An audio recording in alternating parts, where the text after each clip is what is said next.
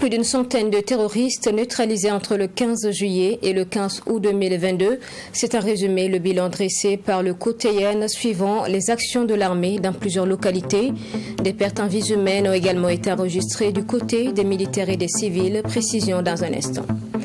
L'ORENCOF a délivré son rapport d'enquête relatif aux opérations de contrôle des commerces par le gouvernement à Ouagadougou. Les résultats indiquent que 96% des commerçants ne respectent pas les prix. Toutes les précisions dans ce journal. Et puis, en football, les étalons ont battu le MENA du Niger en match amical, un match préparatoire des phases éliminatoires du championnat d'Afrique et des Nations CHAN 2023.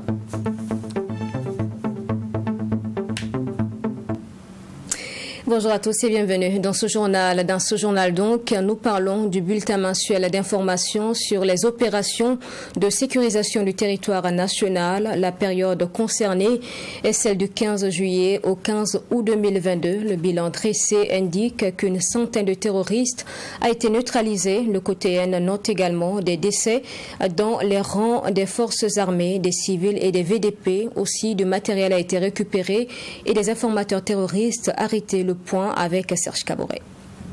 Une centaine de terroristes abattus dans la période du 15 juillet au 15 août 2022. C'est ce qui ressort du bulletin mensuel d'information sur les opérations de sécurisation du territoire national communiqué par le commandement des opérations du territoire national Cotéen. En effet, plusieurs actions offensives, des opérations de ciblage ainsi que des opérations de soutien aux populations ont permis de réduire la liberté de manœuvre des groupes armés terroristes. Le 25 juillet 2022, une action coordonnée de riposte a visé des terroristes qui, après avoir tenté d'attaquer le détachement militaire de Kelbo, ont été interceptés par les unités aériennes et terrestres déployées en renfort. Après un bilan consolidé, au moins 50 terroristes ont été abattus. Des véhicules pick-up, une trentaine de motos et d'importantes quantités d'armement ont été récupérés. Aussi, une embuscade ayant visé une unité du détachement militaire de Bourzanga en reconnaissance avec un groupe de VDP a également été repoussée à hauteur de la localité de Boulunga. La riposte de l'unité combinée à l'appui aérien a permis de neutraliser au moins 34 terroristes et de récupérer leur logistique. Au cours de cette action de riposte, le Cotéen déplore la perte en vie humaine de 4 militaires et de 9 VDP. D'autres opérations de ciblage conduites dans les régions du nord, de l'est, du centre-est, du Sahel, de la Boucle du Moun et du centre-ouest ont permis de neutraliser une trentaine de terroristes et détruire des bases logistiques dont le camion-citerne enlevé dernièrement dans la zone de Nounan ainsi que l'interpellation de plusieurs informateurs et logisticiens terroristes. Sur le point de la situation sécuritaire à Séguénéga, le bulletin d'information renseigne que le 8 août 2022, des terroristes ont attaqué la localité de Sima à quelques kilomètres de Séguénéga, causant la mort de 5 VDP et 5 civils. Cet incident a créé une certaine psychose au sein des populations et certains habitants ont dû quitter temporairement la localité. Des unités militaires ont été déployées dans la zone pour conduire des opérations de sécurisation, ce qui a permis un retour rapide des populations dans la localité et celles environnantes. Des actions civilo-militaires ont par ailleurs été conduites au cours de la même période, comprenant des transports terrestres et aériens de vivres ainsi que de personnel de l'administration et des sociétés publiques, sans oublier les escortes de commerçants pour des approvisionnements en marchandises dans plusieurs localités. Plusieurs tonnes de vivres et de denrées diverses ont été convoyées par les airs au profit des populations de Seba, Kelbo, Pama, Solé, Tankwalou et Titao grâce aux efforts des armées de l'air du Burkina Faso et du Niger. Par ailleurs, les équipes du génie militaire, en collaboration avec le ministère en charge des infrastructures, poursuivent les actions de réparation d'infrastructures endommagées du fait de l'action des groupes terroristes dans certaines zones. Le 21 juin dernier, le gouvernement fixait les prix des céréales dans tout le pays. Nous sommes plusieurs semaines après et le respect ou non de ces nouveaux prix peut se constater à travers une enquête menée par le RENCOF. L'enquête a concerné des marchés de la région du centre du 24 juillet au 6 août dernier. Elle révèle que 96% des commerçants ne respectent pas les prix fixés par le gouvernement. Toutes les précisions de l'enquête ont été donc livrées ce 18 août face à la presse. Fatima Tanikima pour le point. C'est cette cour de famille modeste que le réseau national des consommateurs du Faso RENCOF a choisi pour présenter son rapport d'enquête sur le respect des prix de céréales. Installé à côté de cette cuisine avec aucune marmite au feu, symbole du panier de la ménagère en crise avec la flambée des prix des denrées alimentaires. Selon l'enquête menée par le réseau national des consommateurs du Faso RENCOF, du 24 juillet au 6 août 2022, plus de 96% de commerces dans la région du centre ne respectent pas les prix des céréales fixés par le gouvernement. Selon le RENCOF, l'enquête a été menée dans 27 commerces situés dans 15 marchés de la région du centre, notamment les marchés de Catria, de Tampuy et de Kilouin, soit un mois après l'arrêté gouvernemental édictant les prix. 96,30% ont reconnu ne pas respecter les prix du maïs blanc et du maïs jaune. Il n'y a en tout et pour tout que 3,70% qui disent, et en réalité c'est un seul commerce dans la ronde qui a reconnu appliquer les 25 000 francs CFA pour le maïs blanc et le maïs jaune. Il ressort que 85,18% des commerces reconnaissent ne pas respecter les prix fixés par le gouvernement. Le constat général fait par le RENCOF est que plus l'on s'éloigne du grand marché de céréales, plus les prix des produits céréaliers augmentent. Dans un seul commerce à Sankariar, que nous avons trouvé le sac de 100 kg à 25 000 francs CFA, conformément à la mesure édictée par le gouvernement. Mais plus on arrive vers le marché de Gounguin, vous avez le sac de maïs prétendument vendu à 25 000 francs. Vous l'avez là à 27 500, 28 000 francs. Vous arrivez à Saba, vous avez ce sac à 31 000 francs. Plus vous allez vers Kilouin, vous avez le sac de maïs à 33 000 francs CFA. Le rapport mentionne également que cette situation est causée par le relâchement des contrôles des prix sur les marchés. Il va plus loin. Sur l'ensemble des commerces visités, plus de 74% ont avoué n'avoir pas reçu de visite d'agents de contrôle de l'État. Il n'y a que 25,92% des commerces qui ont reconnu avoir reçu les agents de contrôle de l'État. Sur les 25% qui disent avoir reçu, combien de visites? À 100%, ils nous disent qu'ils n'ont reçu de visite qu'une et une seule fois. Vous trouverez seulement 42% qui disent que la dernière visite date de moins de 2 semaines. Sinon, vous avez plus de 57% qui vous disent que la dernière visite remonte à plus d'1 an. Pour mieux réguler les prix sur les marchés, Adama Bayala et ses camarades suggèrent au gouvernement d'entreprendre de larges concertations sur la fixation des prix des denrées alimentaires sur toute l'étendue du territoire. Et nous parlons aussi de la récente augmentation du prix du carburant. Le litre du Super 91 est passé de 715 à 750 francs CFA, celui du gasoil de 645 à 675 francs CFA. Depuis hier vendredi donc, les Burkinabés payent le carburant à ce prix, mais s'inquiètent de l'impact de cette hausse sur d'autres secteurs et souhaitent comprendre les raisons de cette décision gouvernementale. Constat dans ce reportage de Fatima Tanikima. Il est 10h à la station Shell située dans la commune de Saba ce 19 août 2022. Ici, les nouveaux prix à la pompe du Super 91 et du gasoil sont appliqués. Sur une affiche manuscrite, les clients sont informés des nouveaux tarifs à la pompe car les opérateurs chargés de l'affichage des nouveaux prix sur le compteur se font encore attendre. Ça nous a surpris. Bon, hier nuit, j'ai vu ça sur les réseaux sociaux. Et bon, je ne sais pas ce qui explique ça.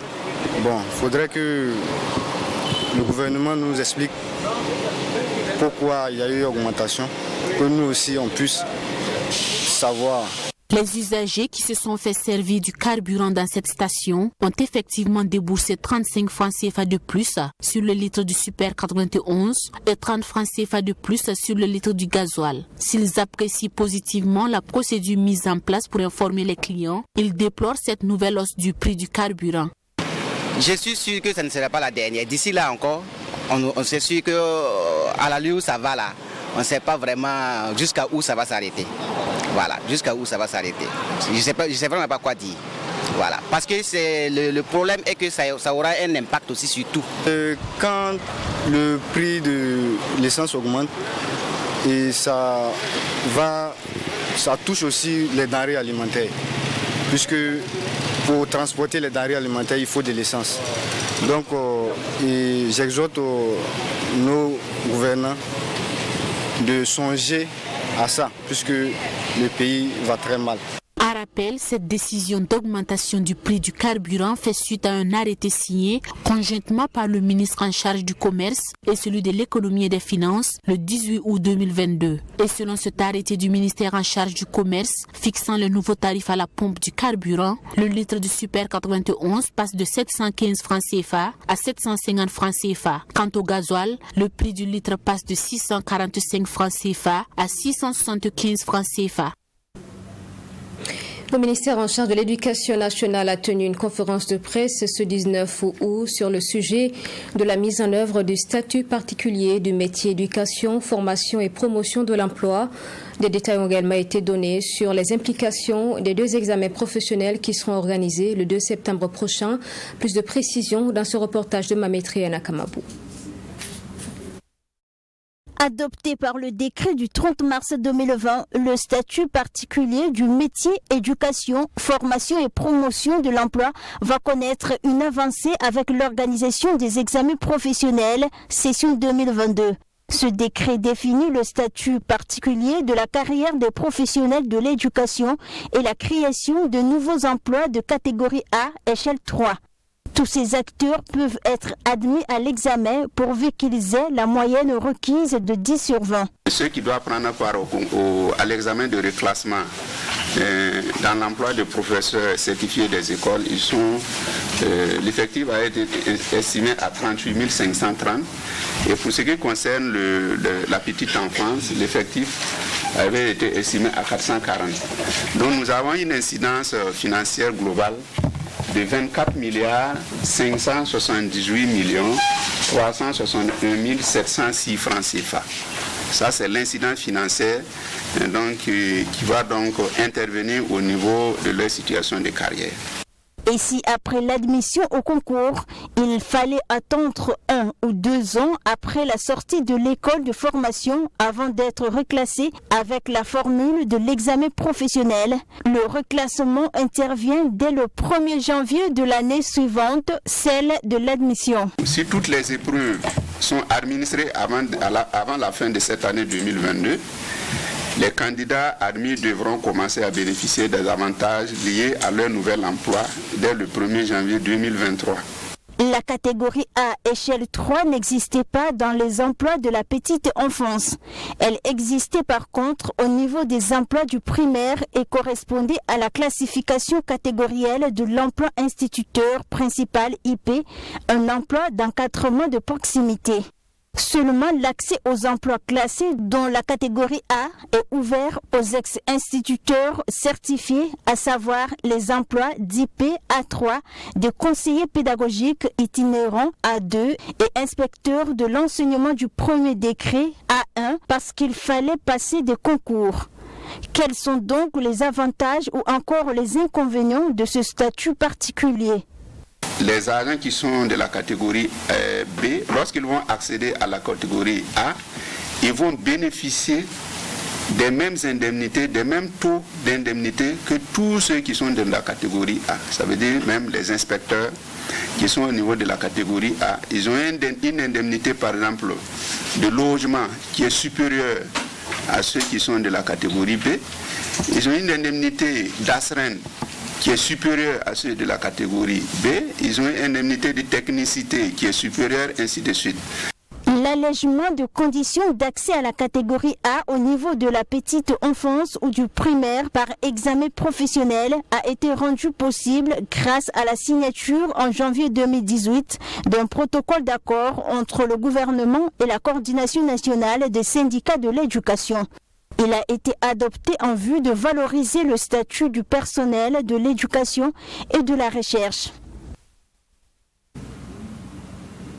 Au cours de la même journée du 19 août dernier, le ministère en charge de l'Éducation nationale procédait également au lancement à Boromo dans les balais de l'opération reboisement des établissements scolaires. L'opération va donner lieu à la mise en terre de plusieurs plans dans l'ensemble des établissements scolaires du Burkina. Une démarche donc dans l'objectif d'impliquer les acteurs du système éducatif dans la lutte contre la désertification et créer un cadre propice pour l'apprentissage des élèves. L'opération a été lancée à l'école A de Boromo. Abdoulaye Migné pour le reportage. Nous sommes à l'école A de Boromo, l'une des premières écoles du pays créée en 1919. C'est cet établissement qui a été choisi par le ministère en charge de l'Éducation nationale pour le lancement de l'opération de reboisement dans les écoles du Burkina Faso. Premier du genre, cette opération a pour but de permettre aux élèves d'apprendre dans un cadre approprié. C'est aussi une manière d'éduquer les élèves sur l'importance de la plantation d'arbres et la préservation de l'environnement. Vous savez, les établissements scolaires sont des lieux de sociabilisation et ce que nous voulons, c'est que nos enfants, quand ils vont à l'école, ils aient de l'ombre, des arbres bien plantés et qu'ils apprennent aussi à entretenir ces plantes-là à l'intérieur de nos établissements scolaires. Puisque c'est un lieu d'éducation, tout commence par là. Avec la déforestation, nous voulons reverdir nos écoles et faire en sorte que ce soit des cadres de vie agréables pour nos enfants.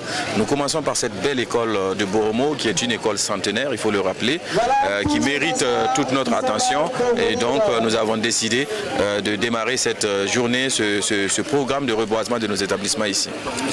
Le ministre en charge de l'Éducation nationale, Lionel Bilgo, a souligné la nécessité de protéger et d'entretenir les plants mis en terre. En cela, l'Association des jeunes pour la protection de l'environnement s'est engagée à veiller sur la réussite des plants. La protection de l'environnement, c'est un acte éco-citoyen. Nous avons besoin de nos besoins vitaux et primordiaux. Voilà, planter un arbre, c'est sauver une vie. Donc nous avons œuvré ça pour soutenir nos enfants, soutenir nos grands frères et soutenir les générations futures. Voilà. Pour ce lancement, 200 plants sont prévus pour être mis en terre dans les écoles de la commune de Boromo. Le ministre estime que cette activité sera étendue à toutes les écoles du pays et va impliquer tous les acteurs du système éducatif, notamment les élèves, les enseignants et les parents d'élèves. Un concert appelé The Dream ou le rêve, la star de la musique Miss Tania veut le partager avec les Burkinabés. 15 000 places leur sont réservées au stade municipal le 12 novembre prochain. Le comité d'organisation indique que l'événement sera teinté de créativité. Les détails sur l'accès à ce rêve ont été donnés dans une conférence de presse le 18 août dernier. Détails dans ce commentaire de Serge Caboret. Le groupe Yélen en 2004 et Smarty en 2021, l'artiste burkinabé Tania tiendra son concert au stade municipal de Ouagadougou le 12 novembre prochain.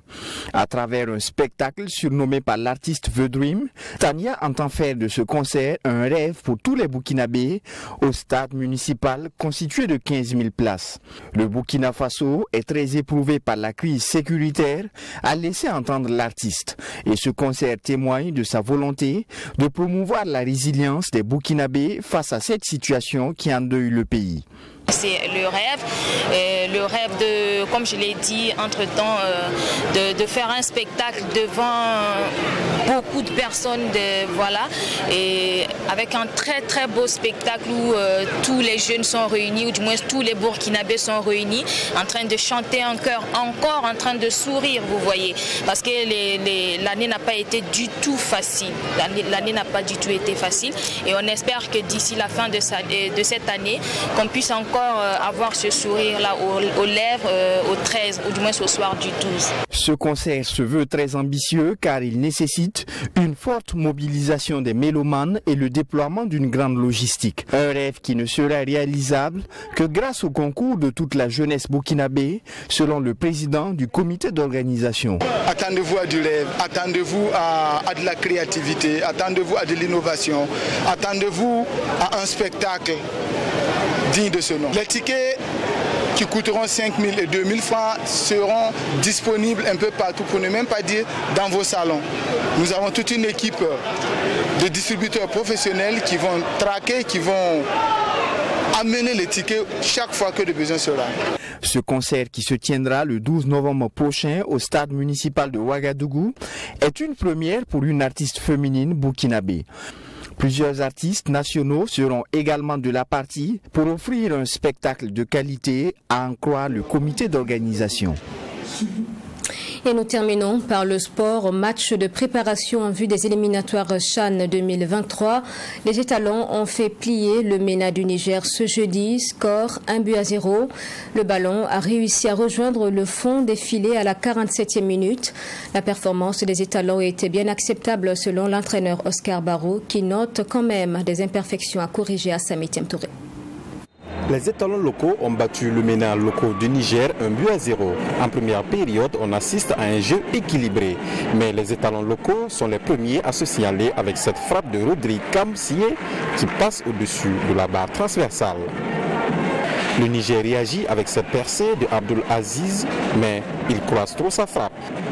Le MENA enchaîne les occasions, mais ne trouve pas le cadre à l'image de cette tentative. En seconde période, les étalons reviennent avec une motivation supplémentaire. Après une belle combinaison, Claver Kendebego déclenche une frappe. Dévié par un défenseur nigérien, le portier Mahamoudou Tandja est battu. Les étalons mènent 1-0 à la 47e minute. 4 minutes plus tard, à l'issue d'un corner joué à la Rémoise, Mikaïlou Drabo reprend le ballon mais trouve la barre transversale. Les poulains de Oscar Barreau mettent le pied sur le ballon et Michel Batiebo, entré en seconde période, manque lui également le ballon du second but.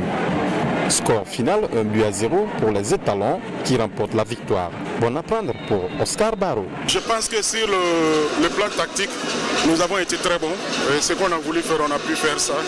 Maintenant, ce qui ne nous a pas plu, on sent qu'on a un manque de rythme. Parce que on n'a pas pu tenir pendant 90 minutes parce qu'on avait des crampes. On voyait des insuffisances dans les courses. Alors que pour aller jouer un tel match, il faut être prêt sur tous les plans. Je pense que c'est ce que nous devrons travailler pendant cette semaine qui reste encore pour que les enfants montent davantage. Des imperfections à corriger avant d'affronter la Côte d'Ivoire le 26 août prochain, mais le capitaine des étalons locaux reste confiant. Je pense que le bloc est resté vraiment soudé, le bloc est resté compact. On a joué contre les équipes du championnat, mais le niveau n'était pas aussi élevé que cette équipe nigérienne qui a vraiment de l'expérience. Voilà, je pense que les jeunes ont montré de quoi ils sont capables ce soir. Tout n'est pas parfait, on va continuer à travailler pour vraiment parfaire les imperfections avant le match contre la Côte d'Ivoire. Du côté du Niger, malgré cette défaite, l'entraîneur dit avoir tiré beaucoup d'enseignements et pourra les corriger avant d'affronter le Togo dans le cadre de ces éliminatoires du CHAN. Lorsqu'on est en préparation, on a une bonne simulation de nos deux matchs qui nous attendent, vous contre la Côte d'Ivoire, nous contre le Togo. Je pense qu'il y a quelques jours qui resteront pour peaufiner et affiner de façon spécifique la préparation. Il y a un deuxième match à jouer, on va le jouer aussi pour en tirer les meilleurs renseignements possibles et être prêt pour le 28 et le 3. Les deux équipes, pour parfaire leur préparation, vont s'affronter une fois de plus ce dimanche 21 août, toujours au stade Issoufou. Joseph. Et voilà donc pour ce journal. Merci de l'avoir suivi. Je vous souhaite un excellent week-end. Je vous retrouve très bientôt pour l'actualité.